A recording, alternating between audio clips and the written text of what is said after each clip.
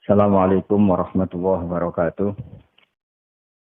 Alhamdulillahirabbil alamin wassalatu wassalamu ala asyrofil mursalin sayyidina Maulana Muhammadin wa ala alihi washabihi ajmain amma ba'du. Semua bapak-bapak, ibu-ibu, teman-teman yang sangat saya hormati, Bapak Iwan Nur Hidayat, Bapak Sodikin, Bapak Hindra, Ibu Eni Burhan dan semua jamaah Muslim Indonesia di Kanada.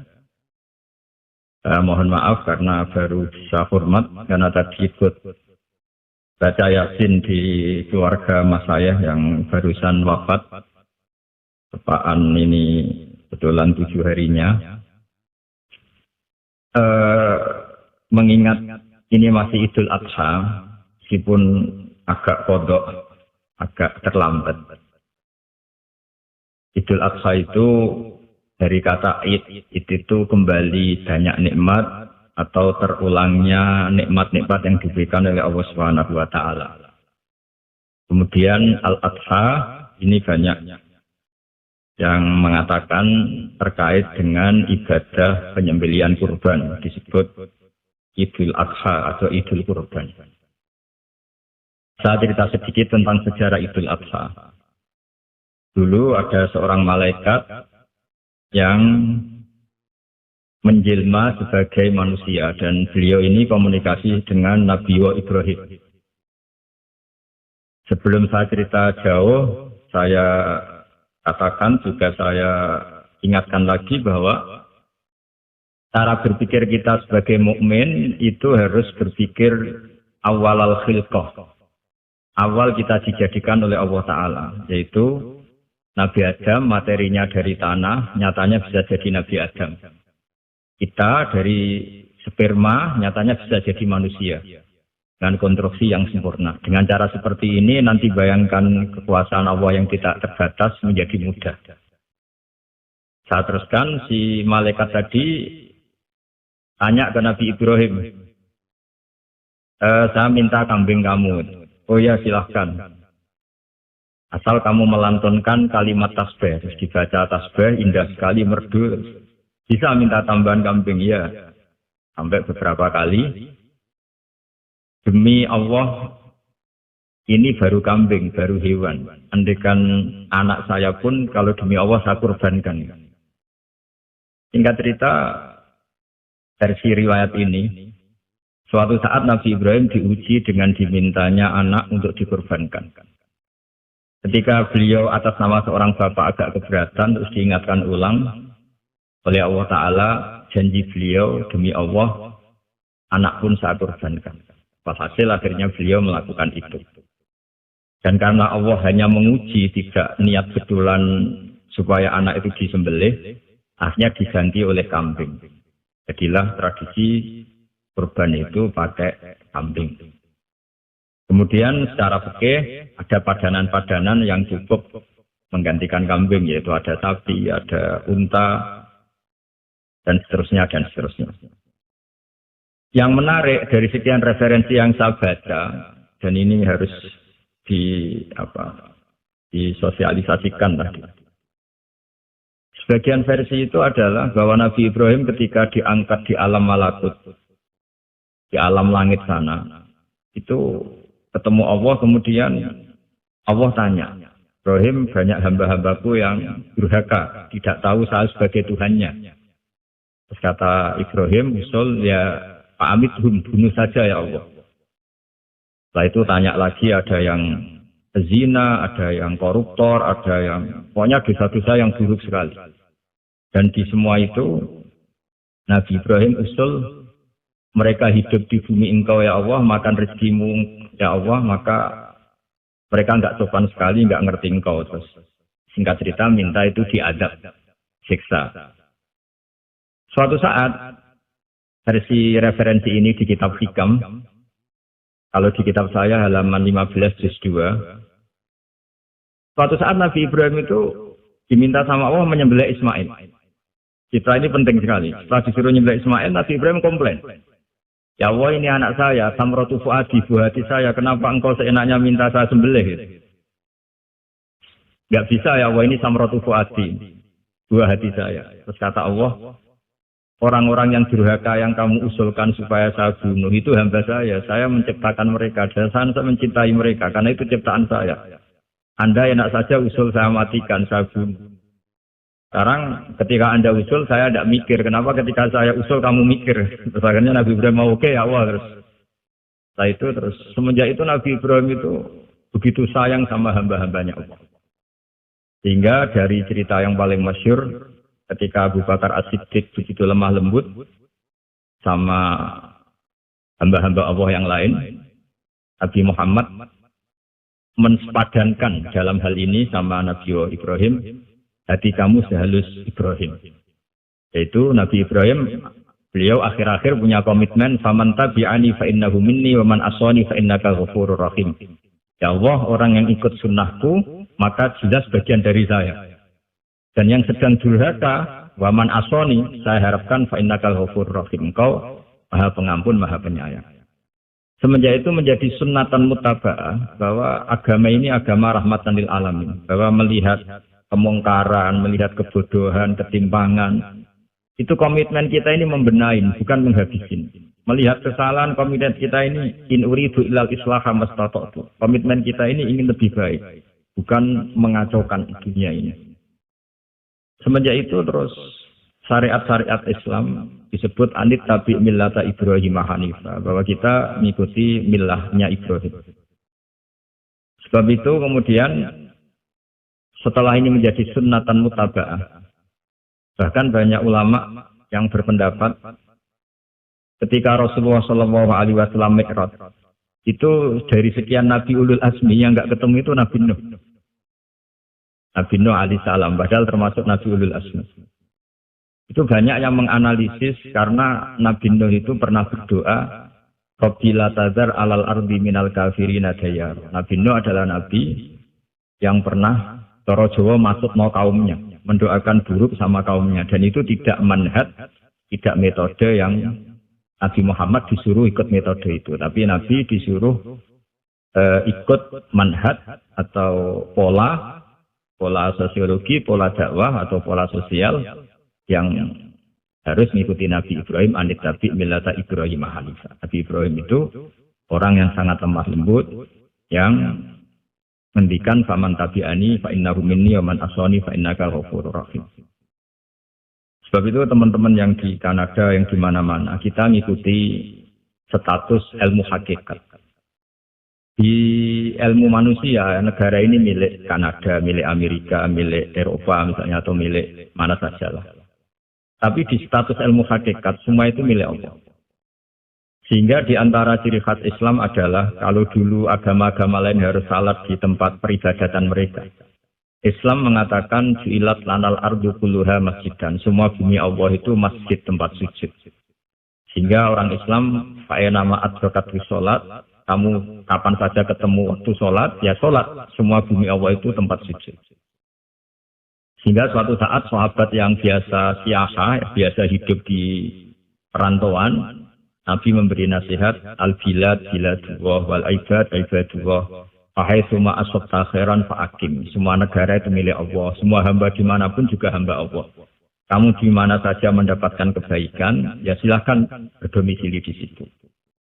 Saya pernah di Korea, itu asik karena itu yang orang-orang katanya teman-teman. Saya ini di rumah itu nggak kiai, terus sering di sawah, sering di Tegal. Gara-gara di Korea jadi mufti, gitu. Karena nggak ada kiainya. Gitu.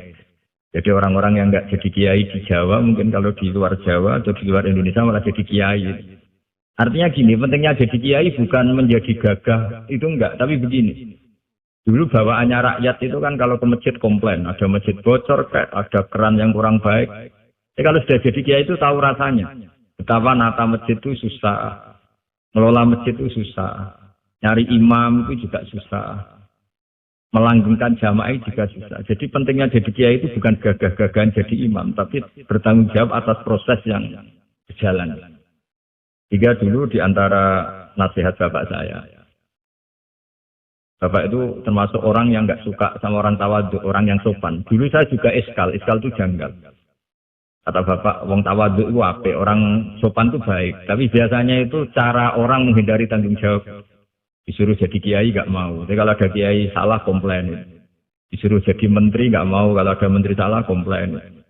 Disuruh jadi apa nggak mau. Kesannya tawaduk, tapi sebenarnya hanya menghindari tanggung jawab. Disuruh pidato nggak mau. Disuruh jadi MC nggak mau. Tapi kalau ada orang salah komplain. Jika kata bapak tawaduk itu baik, asal tawaduk betul. Gitu. Tapi kebanyakan nggak, tawaduk itu menghindari tanggung jawab sambil cari salahnya orang lain. Nah ini yang tawaduk yang akhirnya kurang baik.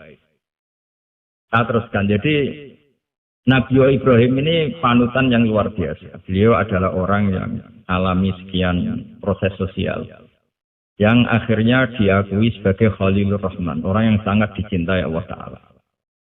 Di antara sebab dicintainya Nabi Ibrahim adalah seperti yang dialami Nabi Adam. Nabi Adam ketika turun di bumi, itu keresahan pertama itu bukan karena kurang makanan atau kurang minuman, itu tidak. Beliau turun di bumi, mendapati bangsa yang lain, kalau dalam kitab disebut Banul Jan.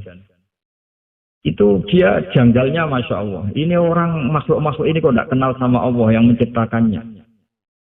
Kan aneh ya kalau kita hidup di Kanada, nggak tahu PM-nya siapa, Perdana Menterinya siapa, kita hidup di Indonesia, nggak tahu presidennya siapa. Itu kan aneh. Kita hidup di kampung, nggak ngerti lurahnya siapa aja aneh. Ini hidup di buminya Allah, kok nggak tahu Allah itu siapa. Nggak pernah menyebut Allah. Padahal harusnya yang paling dikenal pertama itu ya zat yang menciptakan kita, menciptakan langit bumi dan sebagainya. Sehingga beliau itu brutu itu kompleks. Ya Allah ini nggak fair dunia ini, engkau yang menciptakan, engkau yang memberi rezeki, kemudian mereka tidak kenal engkau. Ini kata Nabi Adam alaihissalam. Barokahnya komplain itu, jadi komplain itu yang diridhoi Allah juga banyak. Akhirnya Allah meridhoi Nabi Adam, dosa-dosanya, salahnya itu diampuni. Ya ukuran seorang nabi beliau dianggap salah itu diampuni karena keresahan beliau itu takut Allah nggak dikenal. Nah, masjid yang di Kanada di Montreal juga ketakutan kita ini jangan sampai orang Islam tidak punya tempat ibadah. Meskipun setelah punya tempat ibadah, ketakutan kita jangan-jangan ibadahnya tidak sesuai sunnah Rasul. Setelah sesuai sunnah Rasul kita takut lagi, jangan-jangan memaksa sesuai tapi karena ingin benar. Dan setelah ingin benar, takutnya syarat tasawuf, ngimani kebenaran itu. Bukan ngimani rahmatnya Allah, tapi ngimani kebenaran itu. Artinya jadi ujub. Ujub itu bangga amal diterima karena kebaikannya, bukan karena fadlnya Allah, karena anugerah. Nah ketakutan-ketakutan ini khas orang soleh. Orang soleh itu kalau nggak sholat takut. Pas sholat takut nggak sesuai syarat rukun. Setelah sesuai semua, takut iktimat alal amal, membanggakan kebenaran, tapi bukan membanggakan luasnya rahmatnya Allah Ta'ala. Sehingga di luar ilmu fikih, ada ilmu namanya ilmu tasawuf, ilmu yang mengelola hati. Jadi ibarat orang itu, kalau yang paling masyhur dalam cerita-cerita orang sufi, ada orang sudah masuk surga karena tidak pernah dosa sama sekali. Ini cerita-cerita yang melegenda di dunia tasawuf. Tanya Allah, kenapa kamu masuk surga? Karena saya taat terus Allah, nggak pernah maksiat sama engkau. Berapa lama kamu hidup di dunia? 80 tahun. Ya sudah, karena taat kamu 80 tahun, ya surga kamu 80 tahun. Dia komplain, ya Allah katanya surga selamanya. Kenapa ini hanya 80 tahun? Yang selamanya itu rahmat saya. Kalau amal kamu kan terbatas 80 tahun, maka balasannya hanya 80 tahun. Nah semenjak itu beliau sadar, oh ya Allah. Masuk surga itu fadlmu, anugerahmu, amal saya tidak ada bandingannya dengan surgamu.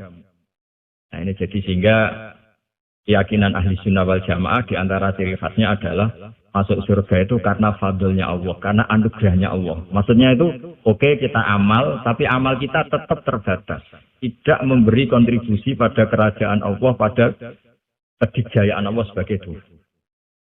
Yang tidak terbatas adalah fadlnya Allah Subhanahu wa Ta'ala. Nah, keresahan-keresahan ini kemudian yang diwariskan oleh para nabi ke ulama-ulama. Di keresahannya ulama itu mirip-mirip keresahan nabi. Nabi dulu itu sampai dakwah, sampai sosialisasi kebenaran itu takut Allah itu la yuskaru fi mulki. Allah tidak disebut. Tidak menjadi aktor. Kan tidak fair kita misalnya nempat di negara orang terus nggak tahu duta besarnya siapa. Terus kalau ngurus paspor di mana, ngurus visa di mana. Ini sama. Kita hambanya Allah tapi nggak pernah ngurus status kehambaannya. Harusnya kita ngurus status kehambaan kita. Dengan sholat berarti kehambaan kita hidup. Dengan baca tasbih berarti kehambaan kita hidup. Makanya dalam sebuah ayat disebutkan masuk surga itu gampang. Yang susah itu kamu masuk status kehambaan itu. Makanya disebut ya ayatuhan nafsul mutmainnah irji'i ila rabbiki radiyatan mardiyah. Pertama apa? Fadkhuli fi ibadi. Kamu harus masuk status sebagai hambaku dulu. Baru wadkhuli jannati, baru kamu masuk surga. Jadi orang boleh nikmati fasilitas negara lain kalau visa paspornya disahkan. Orang boleh masuk surga kalau status kehambaannya disahkan oleh Allah Subhanahu wa taala. Nah, lalu status kehambaan itu dimulai dari mana? Secara fisik kita sujud. Anggota tubuh yang begitu terhormat, namanya kepala, kita tundukkan kepada Allah Ta'ala. Jadi kalau kita yang ingin menguasai dunia misalnya, ambisi itu kita kalahkan untuk hanya tunduk kepada aturan-aturan Allah Subhanahu wa Ta'ala. Kekhawatiran kita akan menghadapi alam akhirat, ini yang penting. Nanti setelah kita mati kayak apa, jadi debu, jadi tanah, lalu bangkit kita gimana? Sebagaimana mukadimah saya, ingatlah an-nas atil ula. Ingatlah penciptaan pertama, bahwa Allah punya reputasi menciptakan Nabi Adam dari tanah, dan di tubuh Nabi Adam itu tersimpan calon generasi berikutnya ila yaumil qiyamah. Kayak apa susahnya bikin Nabi Adam kalau andikan kita boleh berpikir.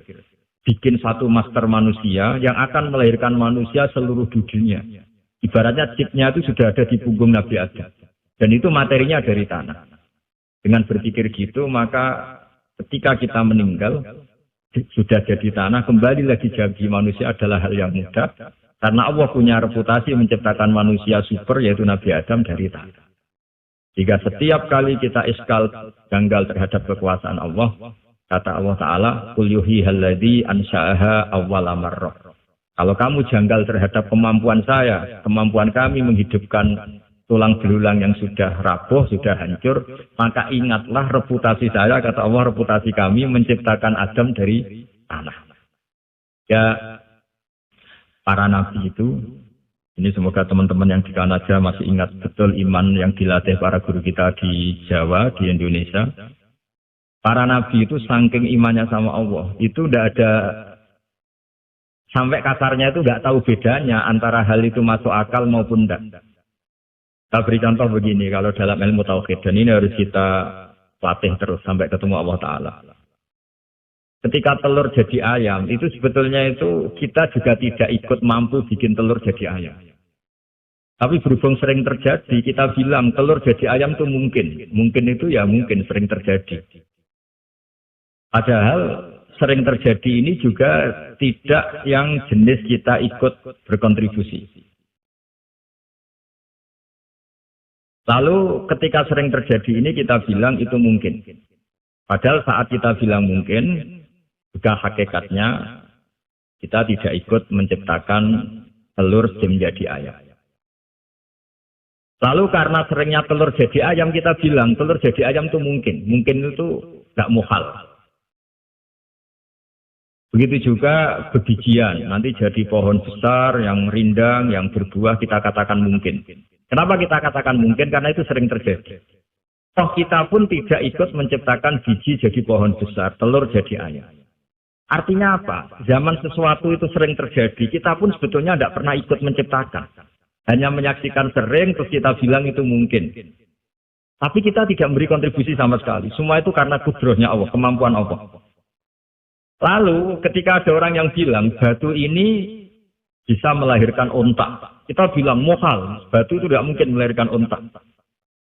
Tapi kalau seorang nabi itu nggak tahu bedanya antara batu melahirkan unta dengan indukan unta melahirkan unta. Karena nabi-nabi itu makomnya sudah sangat tinggi. Ketika unta induk melahirkan unta juga tidak atas kemampuan unta induk. Unta induk tidak punya kemampuan menciptakan unta. Juga karena kudrohnya Allah Ta'ala. Jika kalau batu mengeluarkan unta juga mungkin kalau Allah menghendaki. Hingga ketika Nabi Soleh diminta kaumnya, apa bukti engkau Nabi? Tunjukkan ayat kalau engkau Nabi. Yang kamu minta apa? Seekor unta keluar dari batu besar ini. Nabi Soleh dengan entengnya berdoa sama Allah dan keluarlah unta keluar dari batu. Nah itu makom yang paling tinggi. Makom paling tinggi itu kita mendudukkan Allah sebagai zat yang tidak terbatas kudrohnya. Sehingga para nabi itu terus punya mukjizat. Nah, mukjizat itu mengingatkan ulang bahwa Allah itu tidak terbatas kemampuannya.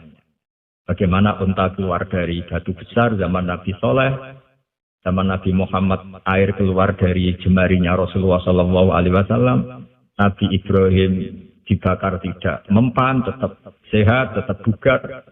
Karena semua ini sebagai bukti bahwa kudrahnya Allah tidak terbatas. Nah, iman-iman seperti ini harus kita jaga. Apapun rasionalitas kita dan meskipun kita selalu rasional, tetap menyisakan iman bahwa kudrah Allah itu tidak terbatas. Sehingga ketika ada cerita kematian orang soleh itu ditangisi langit dan bumi, kita tidak usah iskal, tidak usah jangkal, masa bumi bisa menangis. Karena kita yang sekarang bisa nangis adalah materinya dari tanah, materinya dari bumi. Terus iman ini kita jaga sehingga kalau kita yasinan, masih ingat, Allah kalau mengingatkan kudrahnya yang tidak terbatas, manusia disuruh ingat, Qul yuhyihal ladzi ansha'aha awwala marrah. Kamu harus ingat bahwa Allah itu yang menghidupkan kamu, menghidupkan semuanya ketika kamu belum menjadi seperti ini. Jadi intinya itu kita ingat meskipun telur itu lazim jadi ayam, tetap tidak karena kudrahnya ayam itu, tapi karena kudrahnya Allah. Indukan unta melahirkan anak unta juga bukan kemampuan indukan unta, karena ini juga makhluk yang lemah, tapi juga kemampuan Allah Subhanahu wa Ta'ala. Sehingga dengan demikian kita termasuk hamba Allah sesuai target yang diingatkan Allah. Falamma tabayyana lahu qala a'lamu anna Allaha ala kulli syai'in qadir. Hamba Allah yang baik adalah hamba ketika menyaksikan fenomena apapun, semua itu lita'alamu anna Allaha ala kulli syai'in qadir wa anna Allaha qad ahata bi kulli syai'in ilma. Apapun di alam raya ini, semuanya itu bukti bahwa Allah ala kulli syai'in qadir, Allah kuasa dan Allah meliputi semua makhluknya dalam pandangannya, dalam pantauannya. Jadi saya mohon teman-teman yang di Montreal, yang di Kanada, juga di manapun harus ingat status hakikat bahwa al-bilad biladullah wal ibad ibadullah fahaitsu ma asabta khairan fa'aqim. Negara hakikatnya milik Allah, semua hamba juga milik Allah. Di mana saja kamu berada dan menemukan kebaikan, silahkan hidup di situ. Tentu dengan sosialisasi yang baik, baik dengan non-muslim maupun dengan muslim. Karena Allah mengajarkan wa qulu linnasi husna. Ajaran Islam adalah rahmatan lil alamin, rahmat bagi semua. Tentu tidak henti-hentinya kita menjelaskan kebenaran yang diinginkan oleh Allah Subhanahu wa Ta'ala. Saya kira demikian karena juga ini di sini sudah malam. Jadi saya mohon maaf mungkin tidak bisa ikuti tanya jawab karena di sini sudah malam, apalagi tadi habis takziah saya karena ya, ada mas saya yang sudah sepuh sekali wafat, tadi barusan datang, jadi mohon maaf tidak mengikuti acara mulai pertama. Tapi saya mohon ayat-ayat Quran yang saya terangkan tadi bahwa untuk mensifati Allah kudrahnya tidak terbatas, ingatlah bahwa kita yang secerdas ini, yang sehebat ini, kita semua manusia yang cerdas begini, matanya bisa melihat, hatinya bisa merenung, otaknya bisa berpikir cerdas, itu dari materi tanah. Dan Allah mampu. Allah bisa bikin orang miliatan gini dari satu orang manusia namanya Nabi Adam. Kayak apa susahnya bikin konstruksi Nabi Adam kalau boleh dibahasakan. Dan itu Allah punya reputasi mampu. Dengan cara seperti itu kita akan gampang iman bahwa kita setelah meninggal dan menjadi tanah, ya sama seperti kita masih hidup. Zaman kita hidup ya tidak tahu cara kerja jantung kita, nafas kita, uratnya gimana, terus sistem tubuh. Meskipun ilmu medis ngerti mengurai itu, tapi itu saja yang ngerti, tidak menciptakan. Yang menggerakkan jantung, organ tubuh kita tetap Allah Subhanahu wa Ta'ala. Dia yang al-fa'ilul mukhtar, dia yang semuanya mengendalikan kita. Artinya zaman kita hidup pun sebenarnya kita yang tidak mengendalikan kita. Nafas kita ya dalam kendali Allah, ikhtiar kita dalam kendali Allah. Sama setelah kita mati juga dalam kendali Allah. Ya guru-guru kita semuanya melatih inna sholati wa nusuki wa mahyaya wa mamati lillahi rabbil alamin. Hakikat ibadah kita, hakikat hidup kita, hakikat mati kita, semuanya tidak dalam kendali kita. Semua itu dalam kendali Allah Ta'ala. Dengan demikian terus kita insya Allah ingin jadi hambanya dulu. Baru setelah jadi hambanya, baru sah menjadi ahli penghuni surganya. Fadkhuli fi ibadi baru wadkhuli jannati. Masuklah berstatus sebagai hambaku, baru engkau kalian semua layak menjadi penghuni surgaku. Mohon maaf atas semua kesalahan. Wassalamualaikum warahmatullahi wabarakatuh.